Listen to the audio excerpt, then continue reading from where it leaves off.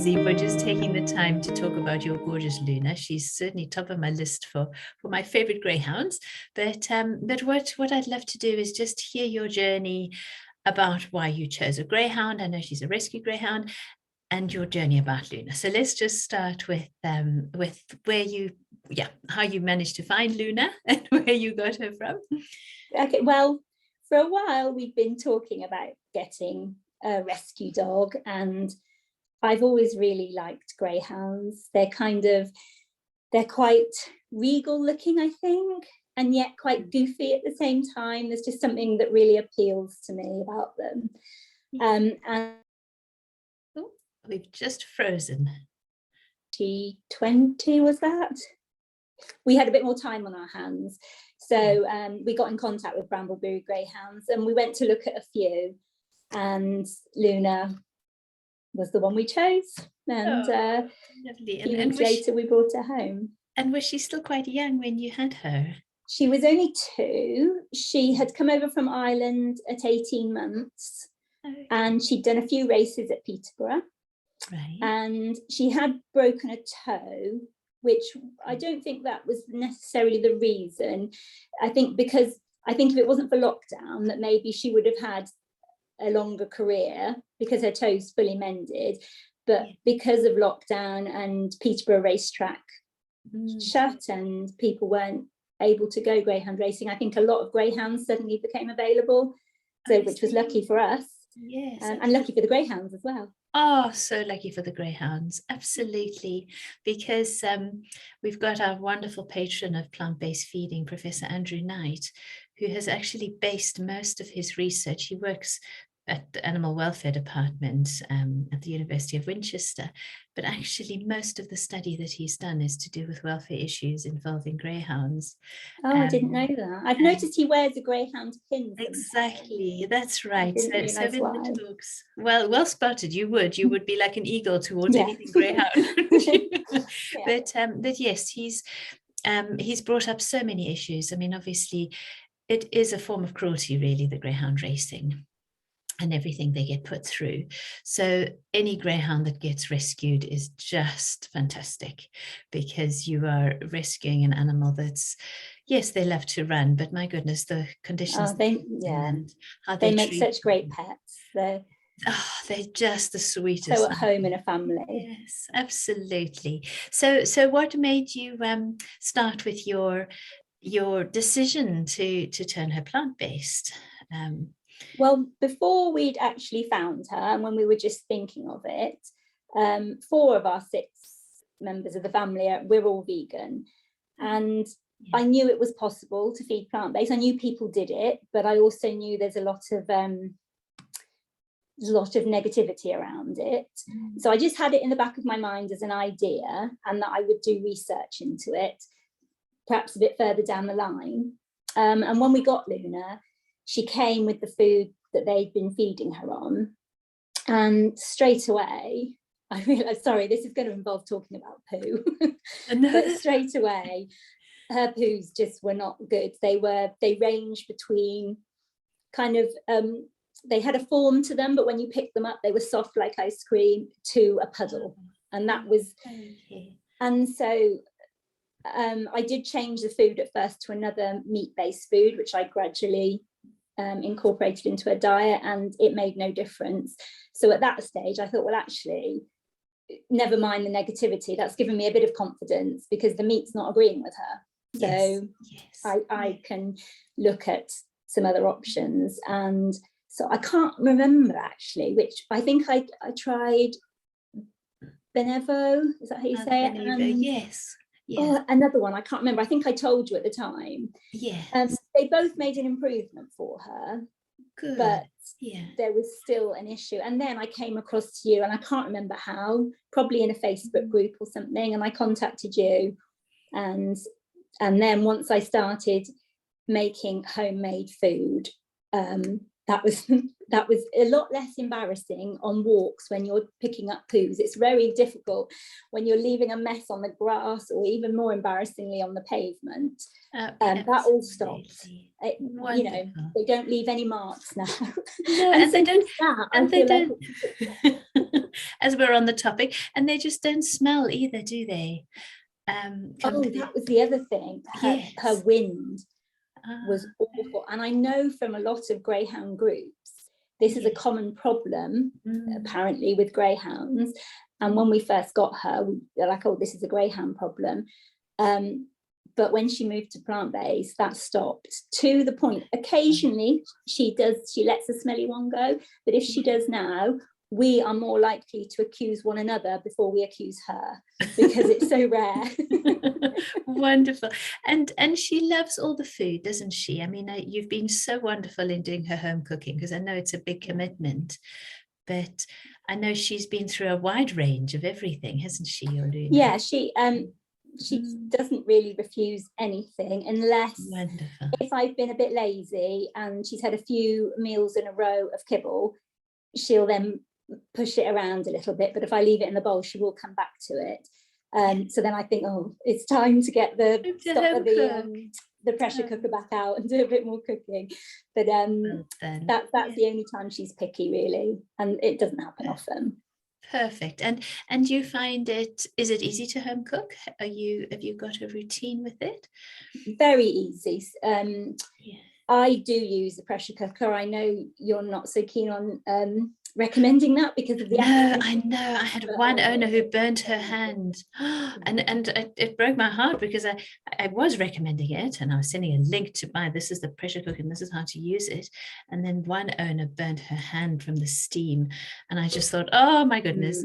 So I immediately took down that link. But it does make it so much easier, doesn't it? It does. And I think the steam release thing is a bit tricky, but generally I've got time, and I'll just put it on and forget about it and let it just release its pressure on its own, and I'll come back to it later on and blend it and either bake it or just put it in pots then.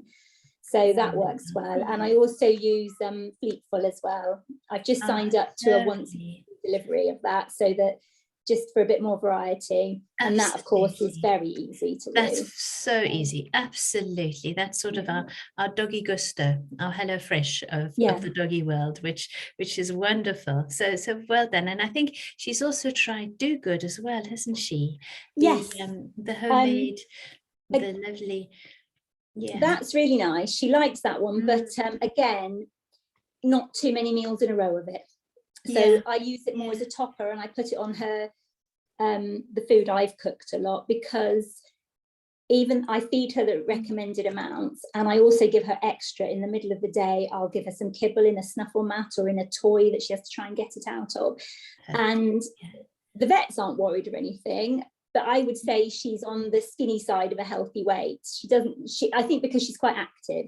Yes. So I give her this extra little bit, and so either that could be the kibble at lunchtime, or by adding some of the Do Good to the top of her food that I've already made for her. So perfect. And actually that variety, you are covering all the bases, because you've got the homemade with the supplement, you've got the Fleetful, which has the supplement with it.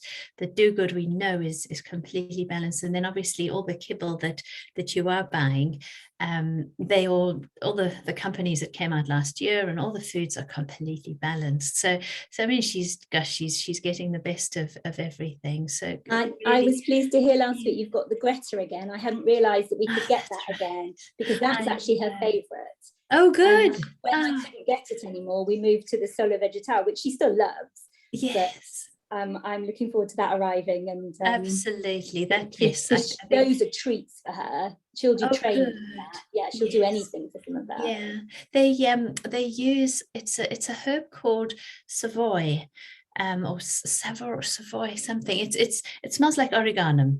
The lovely herb. It smells like a pizza, really. But these little red biscuits. But no, it's just one of my favorite foods. And I stopped importing it with Brexit, but owners could still buy it from Germany. But what happened is in January this month, last month, January 2022, all the rulings changed, and one owner was buying it in bulk from Germany, but then being charged a huge tax bill. And so she just said to me, she said, please, can I buy it from you again? And I just thought, gosh, I don't want owners to not have any access to it. And this fear of suddenly having this huge tax bill on top of having bought it from Germany. So I imported it. I just love Lenny Lecker, the lady who owns the company. We've got such a lovely relationship, her and I. And it was extremely difficult because they made me fill out forms to import it. I had to give a full breakdown of the entire ingredients down to the species of potato that's used. And then I had to say what time the truck was going to arrive and the number plate of the truck. But I was so determined to get to the end of this government form. And eventually, when it gave me a certificate, I was just, yes, we'll get her, Greta. So I'm just thrilled to have it back and sell it. It's just, to me, it's one of the top foods that you can feed. Our little dog as well just loves it. So good. She's got good taste, your Luna. But I think my favorite photo, and we'll show it, is when you were home cooking for her and she jumped up on the counter and she took a little bite out of, because you obviously bake the food as well into a nice big square, and she took a little bite out of she obviously just couldn't wait for her dinner, took a little bite out of the corner of the food and because of the shape of her mouth, it's a little heart-shaped bite. Oh, I love that photo. And that was after dinner. It wasn't that she couldn't wait for her dinner. It was just she couldn't resist the smell. Just such a wonderful character, because I mean, as a breed, they're built for speed. They're built to run, but they're an incredibly sensitive breed in every capacity. I speak as a vet whenever I've had a greyhound in the consulting room. They're lovely, they're gentle, but they're so anxious when they're in an environment they don't like. I bet Luna's the same. You give an injection and they cry. You squeeze anal glands and they cry, and you just feel awful doing anything to a greyhound because they are so incredibly sensitive in everything they do. They just have a small little twinge in their toe probably, and they will be lame for ages. We've just last month we had Luna's annual checkup at the vet, and when the vet went with the stethoscope to listen to her heart, she screamed. Luna screamed. That's the only word for it, before it even touched her. Oh, so exactly, just expecting something sore. So with that sensitivity, you have to have an understanding of having, they have these wire muzzles that are put on them when they run. And a lot of greyhounds, there's a wonderful owner, Kathy, who in Scotland, who has two rescues, April and June, and she tells me all of these, but she says that she can't use metal bowls to feed the dogs, to feed April and June, because they have a fear of metal, because they're so used to having these metal muzzles put on them. So they either have plastic or ceramic bowls that they will eat out of. I think Luna's all right. I know she's okay. I think because she was so young and she hadn't had a lot of experience with it. Yes, yeah. But I think equally that's why the plant-based diet suits them so well, is that sensitivity on the outside and in their personality and this anxiety that they have actually extends to the inside.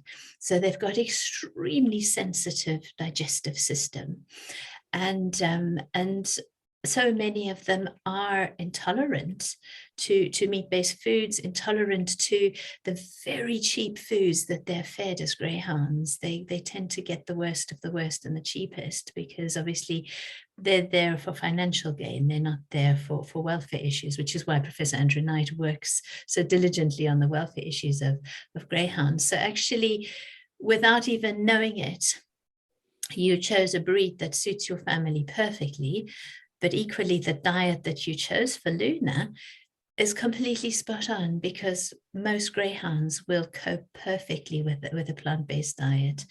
And then it's also shown that by choosing especially whole food, homemade natural ingredients, where you're choosing foods from the source, is Greyhounds are athletes. You've said how active Luna is, and I bet she has her wild moments on walks where she goes and just runs as they do.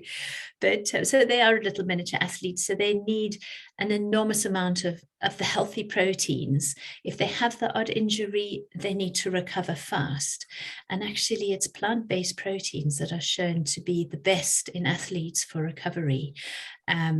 There's the most wonderful. You must watch this documentary on Amazon Prime. I'm just recommending it to everybody.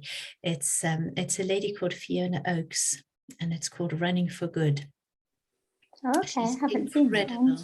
She's been vegan for 40 years, and she's run marathons all around the world. And everything she does is for the animals. She's just an incredible woman. But what she's proved, and what James Wilkes proved in Game Changers, the Netflix documentary, is that yes, recovery happens so much better with pure proteins, which is what you're giving Luna. So everything you're doing is just right for her as a breed, and her character, her makeup. But then also you obviously reap the rewards, because you've got a content dog. You haven't got smelly poos. You can pick up her poos. That's the thing. You know, I was a little apprehensive about doing it, and if I'm honest, I don't bring up her diet unless people ask me a direct question, because I know that I will come up against arguments. But the fact that I have your backing and all your knowledge, I feel confident in doing it now. And apart from that, just looking at Luna, she's got a beautiful shiny coat, she's got lovely defined muscles, she's full of energy, she's happy. So all that put together makes me very confident that I'm doing the right thing. Absolutely. You know, when it's not what everyone's doing, and so, you know, I just would question myself, but I don't now. Good, wonderful. That's right exactly perfect. That's exactly what we all need to feel, because it's the most emotive thing in the world to feed your dog, isn't it? Probably even more than your child. Oh yeah, absolutely. Because it comes with so many variables, and they're entirely dependent on you fully, whereas a child eventually has choices, and they can say, no, I'm not eating that. But a dog, they're entirely in your hands. So absolutely, it's just, I think the knowledge that with all the work Professor Andrew Knight's doing, and all the information that I've got from Germany, I think that's given me all my confidence to then be able to pass on to owners like you. So just well done with everything you're doing. As I say, you're giving thank you that full array of nutrients, the combination of the homemade food, of the Fleetful pack, which has got this lovely natural hemp protein, also just fantastic for her coat. And then you're choosing the best quality kibble as well for her. So yes, long term, she will live a long, healthy life. You and that's what we're hoping for. Thanks so much, Lindsay. So appreciate all of this.